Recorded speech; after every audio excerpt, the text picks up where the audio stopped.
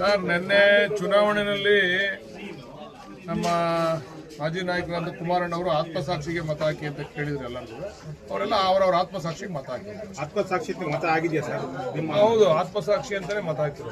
ಅವ್ರ ಆತ್ಮಸಾಕ್ಷಿ ತಕ್ಕಂತೆ ಮತ ಹಾಕಿದ್ರು. ಹೇಗೆ ಸರ್? ಅದು ಕುಮಾರಣ್ಣವರೇ ಕೇಳಿದ್ದಲ್ವ ಆತ್ಮಸಾಕ್ಷಿಗೆ ಮತ ಹಾಕಿ. ಆತ್ಮಸಾಕ್ಷಿಗೆ ಮತ ಹಾಕ್ತಿ ಅಂತ ಅಂದಾಗ ಹೇಗೆ ಅಂತ ಕೇಳಬಾರ್ದು. ನೀವು ಆತ್ಮಸಾಕ್ಷಿಗೆ ಮತ ಹಾಕೋರು ಅಷ್ಟೇ. ಎಷ್ಟು ಜನ ಗೆಲ್ಬೋದು ಸರ್? ಎಲ್ಲಿ ಎಲ್ಲ ಗೆದ್ದಾಯ್ತು. ರಿಸಲ್ಟ್ ಯಾವಾಗ ಈಗ ಯಾವಾಗಿದೆ ಇವಾಗ ನಿಮ್ಮ ಇದು ಮುಗಿದೈತಲ್ಲ ಎಲ್ಲ ರಿಸಲ್ಟ್. ಸರ್, ಈಗ ದೇವೇಗೌಡರು ಕುಮಾರಸಾಹೇಬರು ಪ್ರವಾದಿ ನಡುವೆ ಒಕ್ಕಲಿಗರ ಸಾಮ್ರಾಜ್ಯ ಮೇಲೆ ಡಿ ಕೆ ಶಿವಕುಮಾರ್ ಎಲ್ಲ ಸುಳ್ಳು ರೀ. ಸುಮ್ಮನೆ ಯಾಕದ್ನೆಲ್ಲ ಅಪಪ್ರಚಾರ ಮಾಡ್ತೀರಾ? ಎಲ್ರು ನೋಡಿ, ಅವ್ರಿಗೆ ಆ ಒಕ್ಕಲಿಗರು ಅವ್ರನ್ನ ಫಾಲೋ ಮಾಡೋ ಒಕ್ಕಲಿಗರು ಅವರೇ. ಈಗ ಸ್ವಲ್ಪ ನಮ್ಮ ಮುಖ್ಯಮಂತ್ರಿ ಆದ್ಮೇಲೆ ನಮ್ಮ ಸ್ವಲ್ಪ ಸಂಖ್ಯೆ ಜಾಸ್ತಿ ಆಯ್ತದೆ ಅಷ್ಟೇ. ಒಂದು ನಾಯಕತ್ವ ಬಂದಾಗ ಒಂದು ಅಭಿಮಾನ ಇರ್ತದಲ್ವಾ, ಅಭಿಮಾನ ಸ್ವಲ್ಪ ಬದಲಾವಣೆ ಆಯ್ತದೆ. ಅಂದ್ರೆ ಏನ್ ನನ್ನ ಉದ್ದೇಶ ಏನಂದ್ರೆ, ಯಾರಾಗಲಿ ಹೊಟ್ಟೆ ಕಿಚ್ಚಿಬಿಡ್ಬಾರ್ದು, ಹೊಟ್ಟೆ ಉರಿ ಪಡಬಾರ್ದು, ಅಸೂಯೆ ಪಡಬಾರ್ದು, ಆಮೇಲೆ ತಂತ್ರಗಾರಿಕೆ ಮಾಡಕ್ ಹೋಗ್ಬಾರ್ದು. ಇವ್ನು ಆಗ್ಬಿಟ್ಟವನೇ, ಇವ್ನಿಗೆ ಏನಾರ ಮಾಡಿ ಮಸಿ ಬೆಳಿಬೇಕು ಅಂತ. ಎಲ್ಲರೂ ಗಾಜಿನ ಮನೇಲೆ ಅವರೇ, ಎಲ್ಲರೂ ಗಾಜಿನ ಮನೇಲೆ. ಎಲ್ಲಿ ಕಲ್ಲು ಹೊಡೆದ್ರು ಎಲ್ಲರೂ ಗಾಜು ಪುಡಿ ಆಗೋಯ್ತದೆ. ಎಲ್ಲರೂ ಗಾಜಿನ ಮನೇಲಿ ಇದ್ಕೊಂಡು ತಂತ್ರಗಾರಿಕೆ ಮಾಡಕ್ ಹೋಗ್ಬಾರ್ದು. ಈಗ ಅವ್ರಿಗೆ ಅವಕಾಶ ಸಿಕ್ಕಿತ್ತು, ಅವ್ರು ಮಾಡೋರು. ಇವ್ರಿಗೆ ಅವಕಾಶ ಸಿಕ್ಕಿದ್ದು ಇವ್ರು ಮಾಡ್ತಾರೆ. ಮುಂದೆ ನೋಡೋಣ, ಭಗವಂತ ಯಾರು ಅವಕಾಶ ಕೊಡ್ತಾನೆ. ಯತ್ನಾಳ್ ಉಚ್ಚಾಟನೆ ಮಾಡಬೇಕು ಅಂತ ಹೇಳ್ಬಿಟ್ಟು ಕಾಂಗ್ರೆಸ್ನವ್ರು ಮನವಿ ಸಲ್ಲಿಸ್ತಾರೆ. ಉಚ್ಚಾಟನೆ ಅಲ್ಲ ರೀ, ಮತನ ಪರಿಗಣಿಸಬೇಡಿ. ಅವರು ನೋಡ್ರಿ, ಇದು ಗುಪ್ತವಾದಂತ ಮತದಾನ. ಅವರು ಹೈಕಮಾಂಡ್ಗೆ ಲೆಟರ್ ಬರೆದು ಅವ್ರ ಹೈಕಮಾಂಡ್ಗೆ ಇಂಥವ್ರಿಗೆ ಮತ ಹಾಕ್ತೀನಿ ಅಂತ ಹೇಳಿದ್ರೆ, ಅದಕ್ಕೆ ಅದನ್ನ ಪರಿಗಣಿಸಬೇಡಿ ಅಂತ ಹೇಳೋದು ಅಷ್ಟೇ.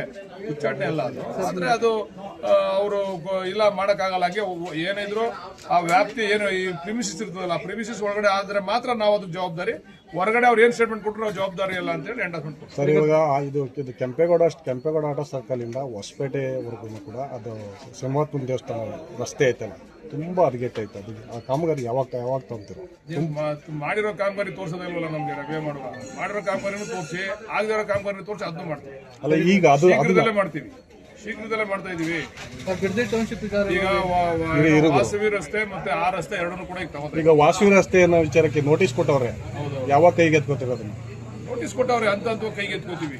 ತೀರ್ಮಾನ ಆಗಬೇಕಲ್ಲ ಕಾನೂನುಬದ್ಧವಾಗಿ. ದುಡ್ಡನ್ನು ಕೂಡ ತರಬೇಕು. ಅದಕ್ಕೆ 5 ಕೋಟಿ ಹಣ ಕೊಡ್ತೀವಿ ಅಂತ ಹೇಳಿದ್ದಾರೆ ನಮ್ಮ ಅರ್ಬನ್ ಡೆವಲಪ್ಮೆಂಟ್ ಮಿನಿಸ್ಟರ್. ಅದನ್ನೆಲ್ಲ ನೋಡ್ಬಿಟ್ಟು ಅದೆಲ್ಲ ರೆಡಿ ಮಾಡ್ತೀವಿ. ಬಿಡದಿ ಟೌನ್ಶಿಪ್ ವಿಚಾರವಾಗಿ ಜೆಡಿಎಸ್ ಪಾದಯಾತ್ರೆ ಅನ್ಕೊಂಡಿದೆ ಸರ್. ಅದು ಹೋರಾಟ ಮಾಡ್ತಕ್ಕಂಥದ್ದು ನಮ್ಮ ದೇಶದಲ್ಲಿ ಅವರ ಆಜಾನುಸಿದ್ಧ ಹಕ್ಕು. ಅದು ಮಾಡ್ಬೋದು, ನಾವು ಬೇಡ ಅಂತ ಹೇಳೋದು. ನಾವು ಇವತ್ತು ಇದನ್ನು ಕೊಡ್ತಾ ಇದೀವಿ, ಚೆಕ್ ಕೊಡ್ತಾ ಇದೀವಿ. ಯಾವ ರೈತರು ತಗೋತವ್ರೆ ಅವ್ರಿಗೆ ಚೆಕ್ ಕೊಡ್ಲಿಕ್ಕೆ ಶುರು ಮಾಡಿದೀವಿ.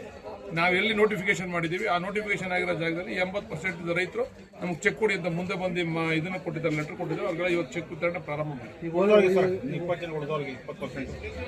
ಅವ್ರು ಬಂದು ತಗೋಬಹುದು, ಬರದೇ ಇದ್ರೆ ಅದನ್ನ ಕೋರ್ಟ್ ಕಟ್ತೀವಿ.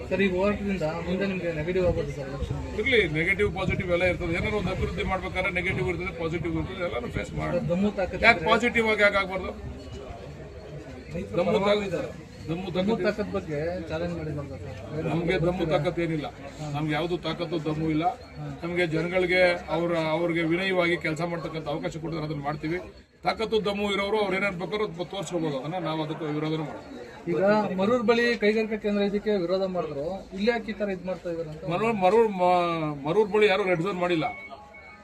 ರೆಡ್ ಝೋನ್ ಮಾಡಿರೋದಿಲ್ಲಿ ಯಾರು ಮಾಡಿದ್ರು ರೆಡ್ ಝೋನ್?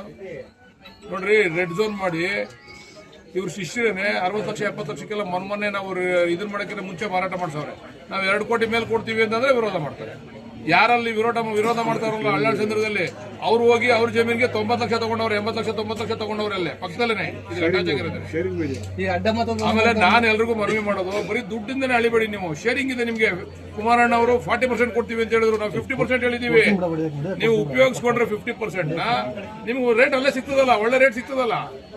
ಈಗ ಅಡ್ಡ ಮತದಾನ ಮಾಡೋದನ್ನ ಪತ್ತೆ ಹಚ್ತೀವಿ ಅಂತ ಕುಮಾರಸ್ವಾಮಿ ಅವರು ಹೇಳಿದ್ದಾರೆ. ಇದ್ರ ಬಗ್ಗೆ ಏನ್ ಹೇಳ್ತಾರೆ ಸರ್? ಅನ್ನೋ ದುರ್ಬಿನ್ ಗಿರ್ಬಿನ್ ಹಾಕಿ ಹುಡುಕ್ಲಿ ಬಿಡಿ, ನಾವು ಬೇಡ.